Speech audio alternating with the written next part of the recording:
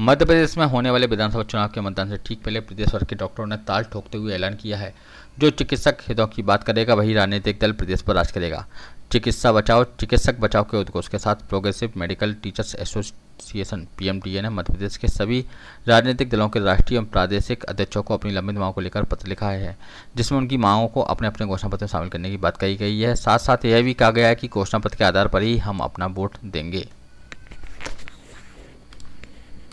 लगातार आप लोगों की मांग रही है टीचर एसोसिएशन की, अगर शॉर्ट में बात की जाए तो प्रमुख मांगे कौन सी थी और अब आपने क्या एक्शन लिया, किस तरह का पत्र भेजा, किस तरह की सूचना दी? देखिए, हमारी मध्य प्रदेश की जो प्रोग्रेसिव मेडिकल टीचर्स एसोसिएशन है, हम सालों से संघर्ष कर रहे हैं चिकित्सा शिक्षा विभाग में सुधार हो जाए, जिसमें हमारे चिकित्सकों को सुविधा मिले। चिकित्सक अगर संतुष्ट रहेंगे तो चिकित्सा सही कर पाएंगे, और चिकित्सा सही कर पाएंगे तो प्रदेश का जो आम नागरिक है, मरीज़ है, उसको सही बेहतर सुविधाएं मिलेगी।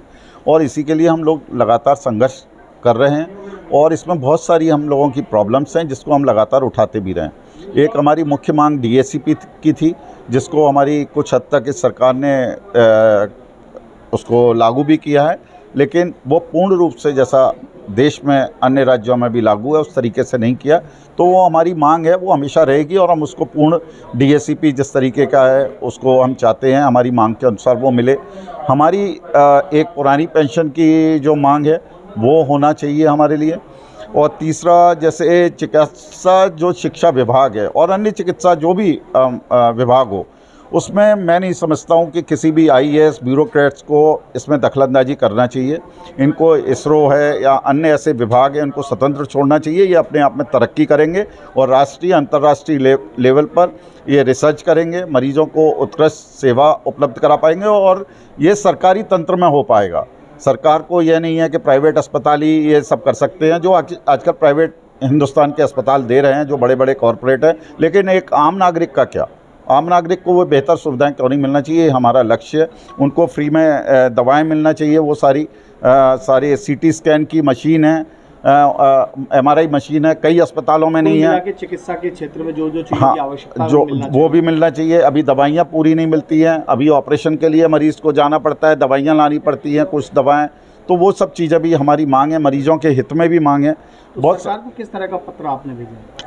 हमने ये पत्र सरकार को इसलिए नहीं लिखा, सरकार को नहीं लिखा है एक्चुअल में, हमने ये पत्र लिखा है सभी राजनीतिक दलों के जो राष्ट्रीय अध्यक्ष हैं और प्रादेशिक जो अध्यक्ष हैं उनके नाम से लिखा है कि हमारे इस मांगें जो हम लिख रहे हैं उनको अपने घोषणा पत्र में शामिल करिए, और उसके आधार पर हमारे जो चिकित्सक हैं फिर जिससे तय कर पाएँ कि हमें किस प्रकार अपना वोट देना है। तो ये हमारी पत्र इसलिए लिखा गया है।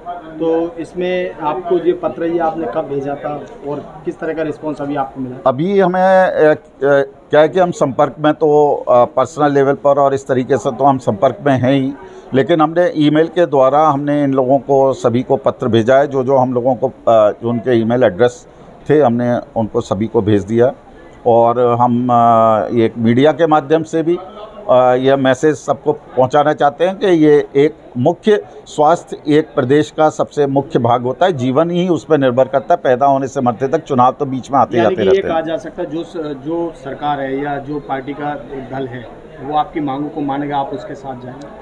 हाँ, अगर उनको घोषणा पत्र मांगने या ना मांगने का तो अभी सवाल ही नहीं है, चुनाव के पहले किसी के हाथ में नहीं है, लेकिन घोषणा पत्र में शामिल करेगा तो कम से कम उनके ऊपर ये बाध्यकारी होता है कि उस घोषणा पत्र को जब लागू करते हैं, जो भी सरकार बनाती है, तो बाध्यकारी होता है, और चुनावी घोषणा पत्र के अनुसार ही आम जनता वोट देती है। तो हम लोग भी जो हैं वो उसी घोषणा पत्र के आधार पर अपना वोट देंगे। अगर हमारी जो जनता के हित में, चिकित्सकों के हित में क्या उन्होंने सोचा है, क्या लिखा है, क्या आगे उनका मन है,